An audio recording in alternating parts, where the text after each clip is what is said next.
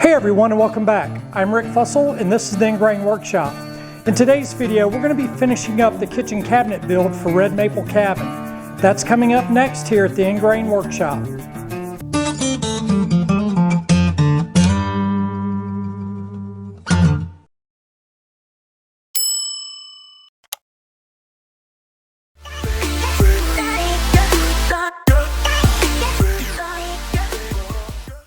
With the door frames built, it's time to prep them for hinge installation. First, I'll measure 2 inches down from the top and 2 inches up from the bottom, then use my hinge template to mark the exact center for the 35mm hole I'll be drilling.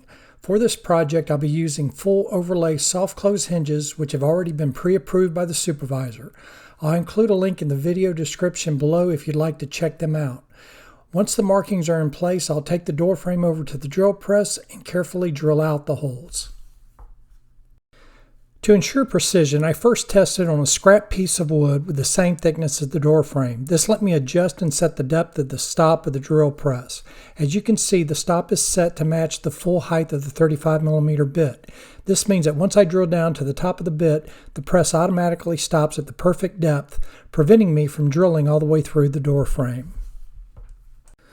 Next, I'll be attaching the door side hinge to the door. Take note that the button on the back of the hinge is a handy feature that lets you detach the door side from the cabinet side, making installation much simpler. To ensure the hinges are perfectly aligned with the door frame, I'll be using a speed square. Then I'll pre-drill the holes using a self-centering bit for precision. Finally, I'll secure the hinges with 5/8" wood screws. Now it's time to install the door onto the cabinet. I'll start by using a scrap piece of plywood as a positive stop, securing it to the side of the cabinet with double-sided tape. To ensure a consistent 1/8" reveal all the way around the door, I'll place 1/8" shims at the bottom and along the stop. With everything aligned, I'll set the door in place and hold it steady with a spring clamp. Then using a self-centering drill bit, I'll pre-drill the holes for the cabinet side of the hinges, and finally I'll fasten the door securely with 5/8" wood screws. Now that all the wall and base cabinets are installed, I can shift my focus to the drawers. The original plan for the sink cabinet called for a fixed, non-operable drawer front, but the supervisor issued a change order to turn it into a hinged, tip-out drawer. I'll leave a link in the video description if you want to grab one. To start, I clamped the drawer front in place using the same 1/8" shims to maintain a consistent reveal. Once positioned, I marked a line on the back of the drawer front to reference the top and sides of the opening. Using a paper template that came with the hinges, I marked out the cabinet side hole locations and pre-drilled them with self-centering bit. Next, I used the template to lay out the drawer side hinge holes, aligning them with the side reference line, and pre-drilled those as well. With the provided plastic tray, I used the top reference line to mark and pre-drill the tray hole locations. Once all the markings and holes were set, I installed the drawer side hinges using 5/8" wood screws. After clamping the drawer front in place again, I secured the cabinet side hinges with 5/8" wood screws. With the drawer front installed, I simply opened it up and attached the plastic tray, completing the supervisor's change order. With all the doors and drawer fronts removed from the cabinets, I can finally begin the finishing process. After wiping everything down with a tack cloth, it's time to apply the pre-stain. I'm going to be using a Minwax pre-stain, which I picked up at the big box store. I'll apply it with simple wood chip brush. Let it sit 5 to 15 minutes, then wipe off the excess with a cotton rag. You can really see the difference between the pre-stained and the non-pre-stained door. The pre-stain seals the wood, ensuring a consistent stain with no blotching. After allowing the pre-stain to dry for about 4 hours, it's time to move on to the stain. I'm using a Minwax Special Walnut from the big box store and applying it the same way as the pre-stain. Brushing it on, letting it sit for 5 to 15 minutes, and wiping it off with a cotton rag. Once the stain dried for 4 hours, I was ready for the top coat. Now for the top coat, I'm using a Minwax oil-based fast-drying polyurethane in a warm gloss finish. I applied the first top coat with a foam brush, waited a couple hours for it to dry, sanded everything down with 220 grit sandpaper, and applied a second coat.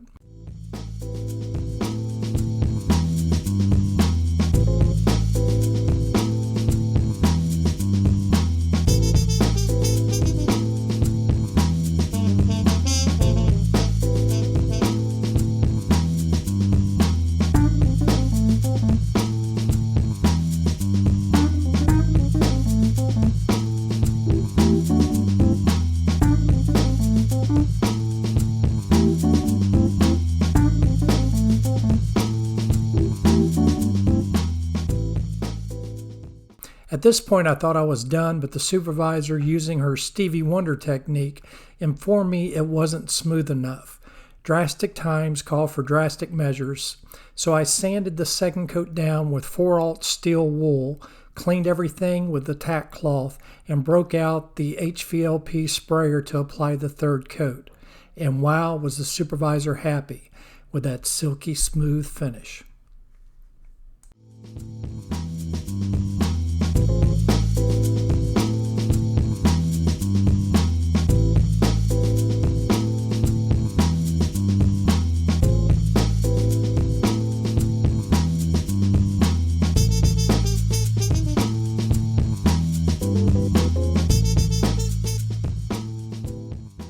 With the finish complete and up to the supervisor's standards, it's time to start installing the drawer fronts. I'll be using the same method I used for the doors. First, I grabbed some scrap 1/4 inch plywood and fastened an 1/8 inch shim to it with double-sided tape to act as a positive stop for both the bottom and side of the cabinets. Then I secured the stops to the cabinets using the same double-sided tape. For the bottom drawer, I set the drawer front on the 1/8 inch shim and slid it to one side. Using a spring clamp, I held the drawer front in place. With the drawer pulled out, I pre-drilled 2 1/8 inch holes through the back of the drawer, making sure not to drill through the drawer face by using a drawer bit with a stop collar. Then I fastened the drawer front with 1/8 inch GRK cabinet screws. I repeated this process for all the other drawers, ensuring each one was perfectly aligned and secured.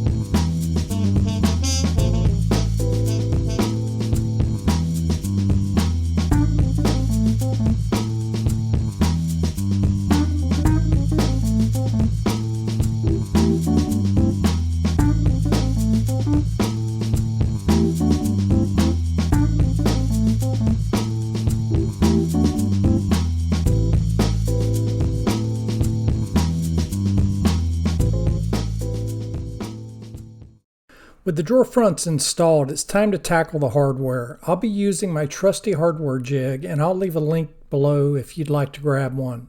This jig ensures perfect placement for all the drawer handles. Once I mark the hole locations, I'll pre-drill and then hand screw the handles in place to avoid stripping the screws. I'll use the same technique for installing the handles on the cabinet doors, ensuring everything lines up perfectly.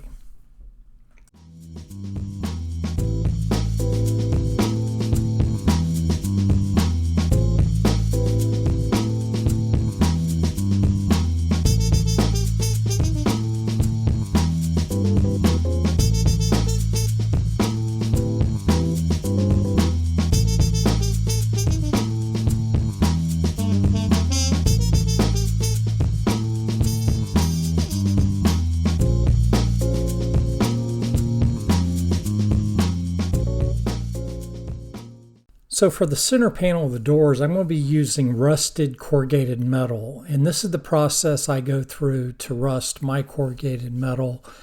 And then once you clean off the panels with muriatic acid, you just clean them with water. And once the panels are clean, this is my concoction or potion for rusting. And you can do a screenshot or pause the video and do a screenshot. This is what I use to actually rust the metal, and I just mix all this up in a handheld sprayer, and then just go ahead and spray the panels. You can see instantly it will start to rust the panels. I'll let them sit for about 24 hours. Just let them sit overnight, and that's the final product. And then I will go back and apply some clear polyurethane, and that'll darken it, and it won't look as red. Plus, it will seal the rust, and it will actually stop it from rusting. I started by painting the back of the corrugated metal with flat black paint for a clean, finished look. Then using tin snips, I cut the center panels an inch smaller than the door frame on all sides. After marking the hinge locations, I cut out small reveals in the metal so it would fit perfectly around the hinges. Next, I pre-drilled holes through both the corrugated metal and the door frame using an 1/8 inch drill bit with a stop collar. I secured the panels with 5/8 inch cabinet screws and then repeated this process for all the wall and base cabinet doors.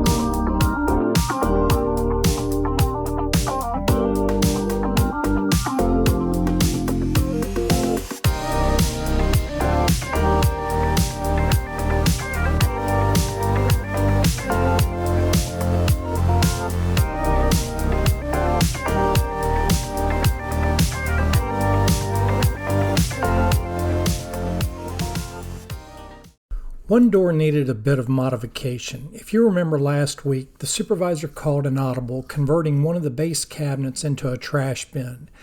So this door is actually a drawer front, and I need to modify it to make it work.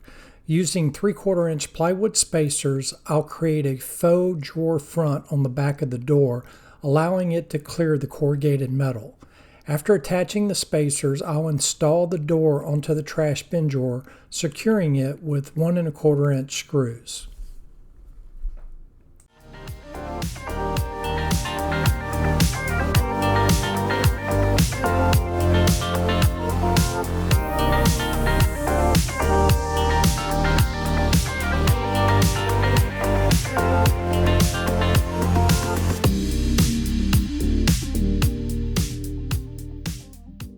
The handle on this door will need to be installed a bit differently than the other doors, since this is actually a drawer front.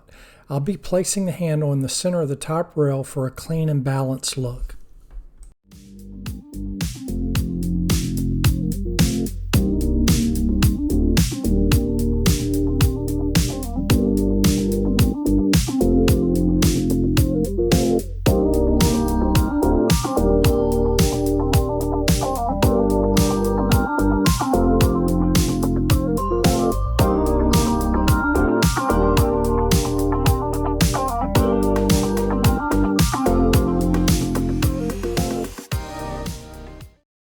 And there you have it. With all the doors and drawer fronts installed, along with the hardware in place, the cabinets are now complete. It's been a rewarding journey transforming these cabinets, and I hope you found the process as enjoyable as I did. If you have any questions or need tips on your own projects, feel free to leave a comment below. This was a very gratifying project, and even with all the obstacles that the supervisor threw in front of me, I was able to adapt and overcome and conquer all obstacles. And I think the outcome definitely shows there was a lot of hard work put in this project, but I think the cabinets turned out great. And I can't wait to get up to Gatlinburg, Tennessee, where Red Maple Cabin is located, and install these cabinets. Now, unfortunately, I missed my install window. I was trying to get these completed by the end of September. That way I could get up there and install them, but due to Hurricane Elena, this kind of pushed me back a little bit. And since October is our busy season up there with the change of seasons and all the fall colors, And then with November and December both being, Thanksgiving and Christmas months, it might not be until the winter before I can get up there and get these installed. But I will video it and post a video as soon as I do get up there and am able to install these cabinets. In the meantime, I'm definitely looking forward to getting them out of the workshop, and I've got an enclosed trailer I'm going to store them in until I make that trip up there.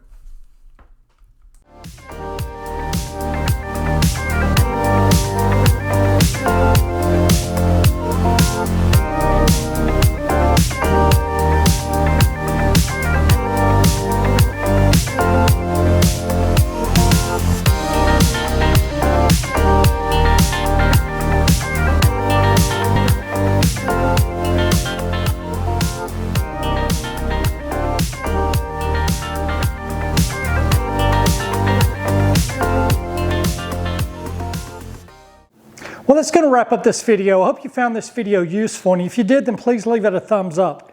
If you're new to the channel and you like DIY and woodworking projects, then I highly recommend that you click on that subscribe button. It's free and painless, and I'd also ask that you click on that bell icon. That way you'll be notified of all our upcoming videos. To all my existing subscribers, I really appreciate all the support you've given this channel. If you have any questions or comments regarding this video and cabinet build, then please leave them in the comments section below. I'll also leave links to all the material and equipment that I used on this project. Until next time, I'm Rick with the Ingrain Workshop. Have a wonderful day, and God bless.